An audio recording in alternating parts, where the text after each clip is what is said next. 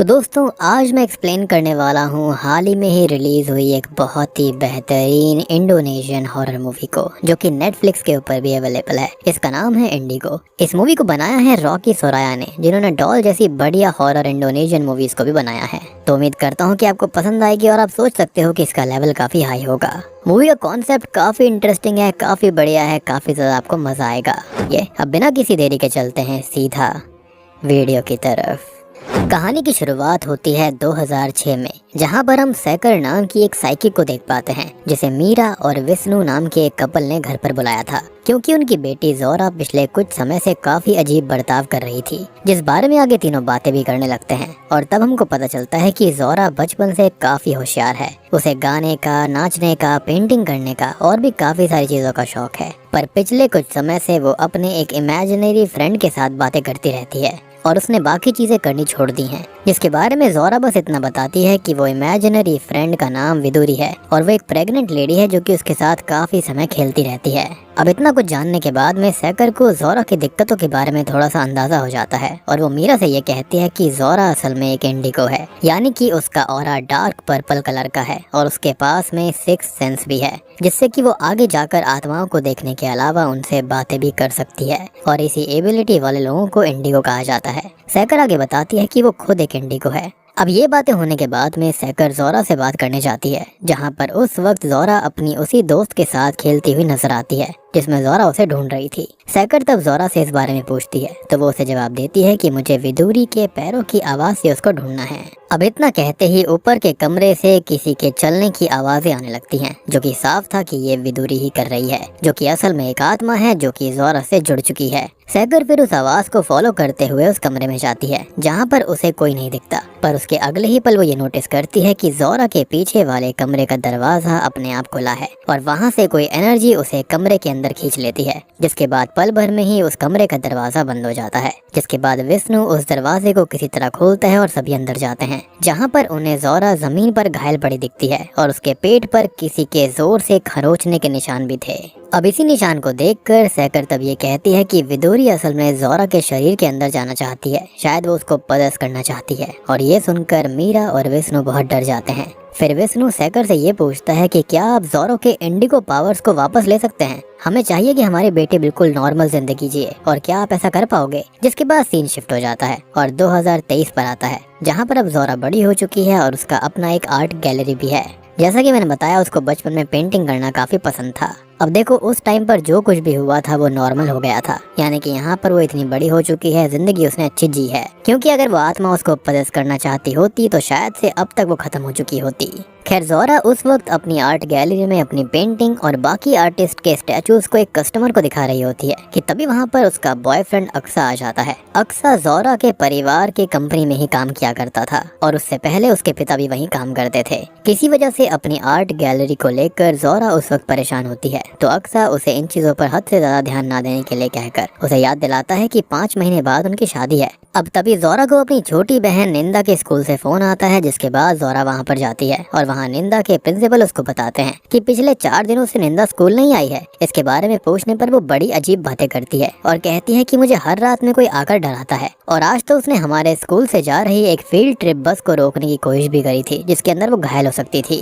अब ये सारी बातें जानकर जोरा टेंशन में आ जाती है और घर पर निंदा से बात करने की कोशिश करती है, जिस दौरान हमको पता चलता है कि निंदा काफी लंबे समय से डिप्रेशन में है। इस वक्त से उसके पेरेंट्स यानी कि मीरा और विष्णु की एक कार एक्सीडेंट में मौत हो गई थी। अब आगे निंदा की डिप्रेशन वाली बात जोरा अक्सा को बताती है, जिस पर अक्सा उसे निंदा को लेकर एक साइकी के पास जाने के लिए कहता है, क्योंकि ये केस नॉर्मल नहीं लग रहा था। जिस दौरान हमको ये पता चलता है कि लगभग 18 साल पहले अक्सा के पिता ने खुद को खत्म कर लिया था, जिसका कारण उसे आज तक पता नहीं चला, और उसी के बारे में जानने के लिए वो एक साइकिक के पास जाया करता है। लेकिन जोरा को ये सजेशन बिल्कुल अच्छा नहीं लगता। वो इनडायरेक्टली ऐसा कुछ करने से मना कर देती है, शायद से इन बातों पर वो बिलीव नहीं करती थी। खैर, अब उसी रात हम देखते हैं कि निंदा की अचानक से बीच रात में नींद खुलती है और जब वो नीचे हॉल में आती है तो उसे वहाँ पर एक औरत की काफी डरावनी आत्मा दिखाई देती है, जो कि प्रेग्नेंट थी। निंदा तभी जोरों से चिल्लाती है, जिसकी आवाज से जोरा वहाँ पर आ जाती है और कुछ ही देर के बाद उसे भी वहाँ पर किसी आत्मा के होने का एहसास होता है, यानी कि शायद उसकी शक्तियाँ अभी भी पूरी तरह से गई नहीं थी। एंड माइट भी ये वही आत्मा हो सकती है जो कि कई साल पहले जोरा को भी सताया करती थी।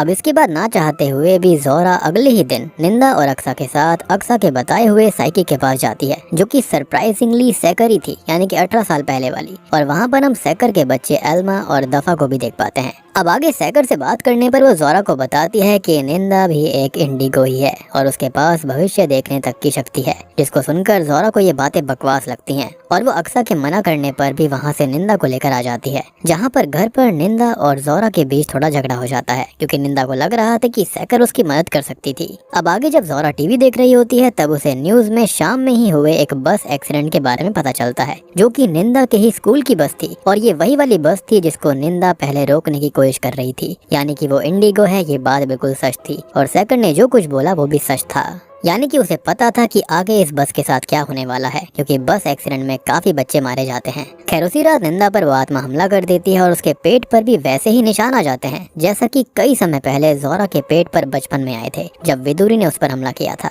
जिसके बाद निंदा को हॉस्पिटल में एडमिट किया जाता है और सैकर को वहां बुलाया जाता है, जो कि जोरा को उसके बचपन के बारे में बताती है कि वो भी एक इंडिगो ही थी, पर उसके माता पिता के कहने पर सैकर ने उसकी शक्तियां उससे ले ली थी। अब इंडिगो के लिए पावर्स एक श्राप की तरह होता है, क्योंकि उससे नेगेटिव एनर्जीज बहुत ही जल्दी उनकी तरफ आकर्षित होती हैं। अब यहीं जोरा को विदुरी के बारे में पता चलता है, जिसकी आत्मा बचपन में उसे हॉन्ट किया करती थी, और इस वक्त जो आत्मा निंदा पर हमला कर रही है वो भी विदुरी ही है, यानी कि वो अभी तक यहाँ से गई नहीं थी। और मैं आपको एक बात और बताना चाहूंगा, जो आत्मा की दुनिया होती है ना, वहाँ पर वक्त काफी अलग चलता है। हो सकता है कि यहाँ पर 15-20 साल गुजर गए होंगे, लेकिन हो सकता है शायद वहाँ पर 15 हफ्ते या फिर खाली 15 घंटे ही बीते हों।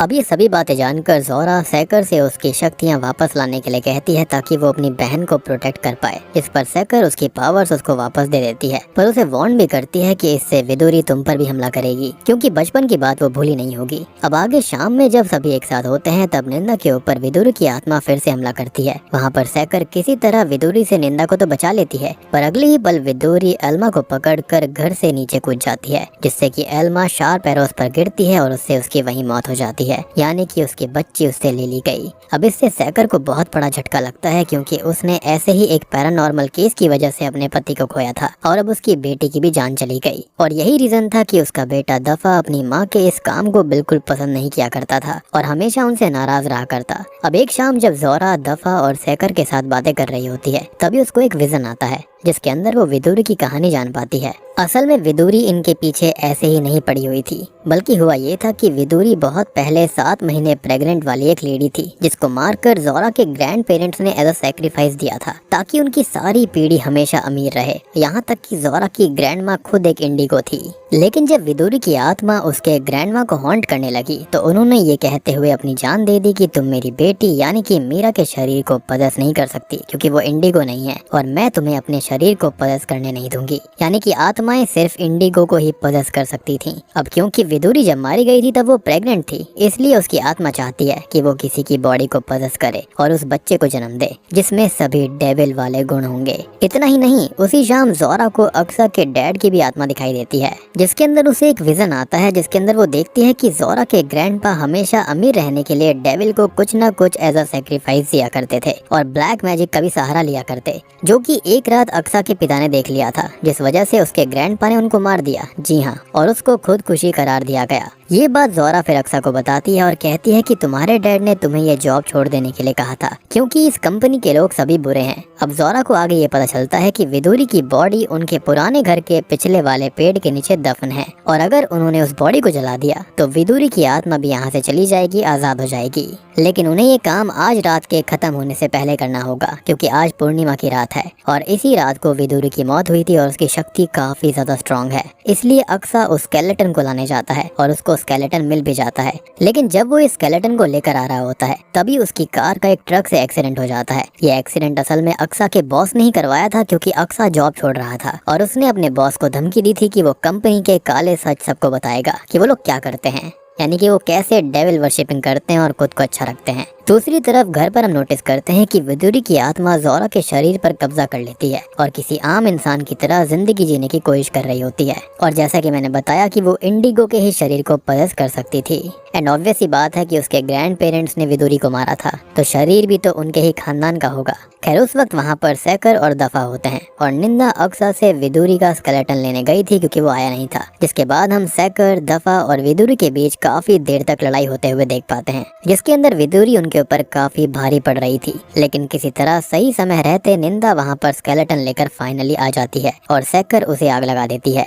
अब इससे होता यह है कि विदुरी की आत्मा ज़ोरा के शरीर को तो छोड़ देती है, पर सेकर को तब एहसास होता है कि पूर्णिमा की रात पहले ही खत्म हो चुकी है और इसका अब असर क्या होगा वो उसको नहीं पता। जिसके बाद मूवी के एंडिंग में हम अक्सा और ज़ोरा को देखते हैं, जिनकी अब शादी हो चुकी है और ज़ोरा प्रेग्नेंट थी। लेकिन तभी हमको एक बहुत बड़ी गहरी शॉकिंग बात पता चलती है कि ज़ोरा के ग्रैंड पेरेंट्स ने डेविल से एक वादा भी किया था, यानी कि यहाँ पर अमीरी तो रहेगी ही, लेकिन इसके बदले में एक और प्रॉमिस था कि वो और उनका वंश जो होगा वो डेविल के बच्चे को इस दुनिया में लाने के लिए डेविल की हेल्प करेगा। तो बहुत ज्यादा पॉसिबिलिटी ये है कि ज़ोरा के शरीर में जो अभी बच्चा है ना, वो डेविल का बच्चा है, जो कि उस वक्त उसके शरीर में आ पाया जब विदुरी ने उसे पजेस किया था, और विदुरी भी यही चाहती थी। मेरे ख्याल से वो इस परिवार को पूरी तरह से बर्बाद करना चाहती थी, क्योंकि उसका सैक्रिफाइस दिया गया था। और बूम, इसी के साथ में इंडिगो मूवी यहीं पर ख़त्म हो जाती है। तो दोस्तों, ये थी इंडिगो फिल्म की कहानी। देखो, इंडिगो वो पर्सन्स होते हैं जिनके अंदर साइकिक एबिलिटीज़ होती हैं, जो कि आत्माओं को देख सकते हैं, फ्यूचर प्रेडिक्ट कर सकते हैं, देख सकते हैं। और मुझे ऐसा लगता है कि इन लोगों को अपनी शक्तियों के बारे में पता चल गया होगा, यानी कि इनके ग्रैंड पेरेंट्स को, जिसके चलते इन्होंने अच्छे की बजाय यहाँ पर बुरी चीज़ों के लिए इसका इस्तेमाल किया, जैसे कि डेविल से खुद को अमीर बनवाने के लिए। और उन्होंने एक प्रॉमिस भी कर दिया था जो कि काफ़ी खतरनाक था, कि वो अपने ही वंश में से किसी के अंदर से डेविल को पैदा करवा देंगे। एंड आई बिलीव वो कोई और नहीं बल्कि वो ज़ोरा ही होगी। और एक और इंटरेस्टिंग बात मैंने नोट करी, जो ग्रैंड माँ थी ना, उन्होंने शायद नोटिस कर लिया होगा कि चीज़ें काफ़ी भयानक हो सकती हैं उनके आने वाले जनरेशन के लिए। तो विदुरी उनके शरीर को पजेस नहीं करनी चाहिए, अदरवाइज डेविल इस दुनिया में आ जाएगा, जिसके चलते उन्होंने खुद को ही खत्म कर लिया। लेकिन ऑब्वियस सी बात है कि अब आने वाले आगे की जनरेशन जो थी, उनको ये बातें पता नहीं थी, डार्क सीक्रेट्स नहीं पता थे। जिनको पता थे वो सारे तो खत्म हो गए। अब इनके ग्रैंड पेरेंट्स ने जो कुछ भी किया उसका हर्जाना तो आने वाली जनरेशन को भुगतना ही पड़ेगा, जो कि ऑब्वियस सी बात है अब पूरी दुनिया भी भुगतेगी। मतलब देख रहे हो डेविल कितना ज्यादा खतरनाक है। जिस लड़की को एज अ सेक्रीफाइस दिया गया, उसकी ही आत्मा को बाउंड करके ईविल करके वापस यहाँ पर भेजा गया, ताकि वो ज़ोरा के ही खानदान में से किसी इंडिगो को पजेस कर ले और बच्चे को धरती पर लेकर आए, जो कि डेविल का ही बच्चा होगा।